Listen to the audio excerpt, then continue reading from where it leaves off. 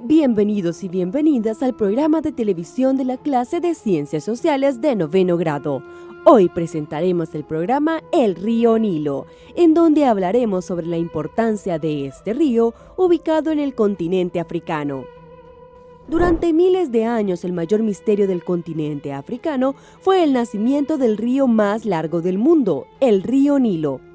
Algunos lo llaman el río más importante de la Tierra, porque dio vida a la primera gran civilización, el desarrollo económico, cultural y social que experimentó la civilización egipcia estuvo estrechamente relacionado con el río Nilo, sin el cual ninguna población hubiese podido vivir en medio del desierto. En él se regaban los cultivos y se calmaba la sed de los habitantes de la zona.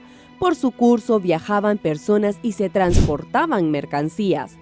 Es por eso que el Nilo juega un papel protagonista en la historia del antiguo Egipto y aún hoy sigue siendo uno de los ríos más importantes del mundo. Sin el Nilo no hubieran existido jamás grandes pirámides, ni una civilización avanzada con todas sus innovaciones en lenguaje, arte y astronomía. El río Nilo es el río más grande de África, que cruza casi la mitad del continente. Une a 11 países africanos: Uganda, Etiopía, Tanzania, Ruanda, Burundi, Kenia, Sudán, Sudán del Sur, Eritrea, República Democrática del Congo y, por supuesto, Egipto. El Nilo atraviesa Egipto de sur a norte tras haber recorrido miles de kilómetros desde su nacimiento en tierras de Uganda y Etiopía. Este gran río no tiene una única fuente, es decir, no tiene un único lugar de nacimiento, sino que sus aguas surgen de la unión de dos fuentes, el Nilo Blanco y el Nilo Azul. El Nilo Blanco nace en el lago Victoria en su vertiente ugandanesa. El Nilo Azul, cuyas aguas surgen en el lago Tana en Etiopía, aporta más del 80% del volumen total del Nilo. Las aguas de ambos ríos se unen a la altura de la ciudad de Khartoum en Sudán, y desde ese momento pasa a llamarse Río Nilo. Tras recorrer Sudán, el Nilo fluye hacia el norte y llega a Egipto, donde atraviesa históricas ciudades como Luxor y El Cairo, y desemboca en el mar Mediterráneo a la altura de la ciudad de Alejandría tras recorrer 6.695 kilómetros. La cuenca hidrográfica del Nilo abarca 3.254.555 kilómetros cuadrados, lo que representa en torno al 10% de la superficie de África. El río Nilo era considerado el río más largo del mundo, con 6.695 kilómetros, seguido por el Amazonas.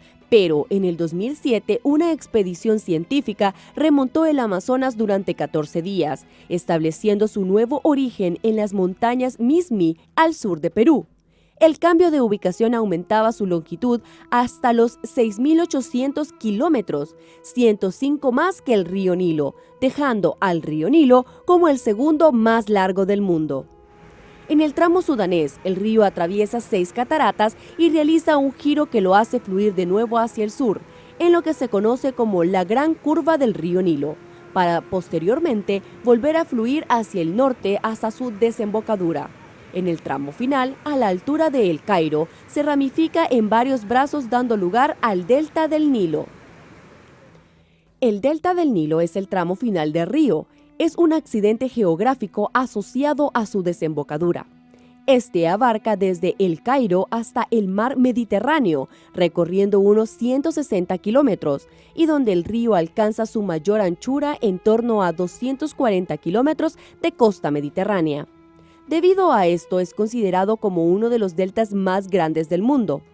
En esta zona se encuentran las tierras más fértiles de todo el recorrido del río.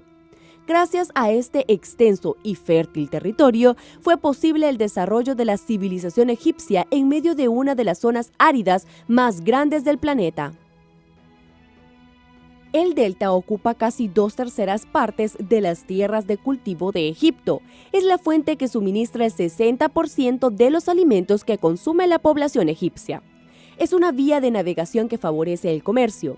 De hecho, la agricultura es la actividad económica clave y ha sido practicada a lo largo de más de 5.000 años. Además de los cultivos, en el delta crecen muchas especies de plantas y se encuentran más de 120 especies de peces, así como especies de reptiles, tortugas, entre otros tipos. El Nilo sigue siendo fuente de riqueza, no solo por su papel protagonista dentro de la agricultura egipcia, sino como reclamo turístico. Actualmente, navegar por el Nilo es una de las principales atracciones turísticas de Egipto.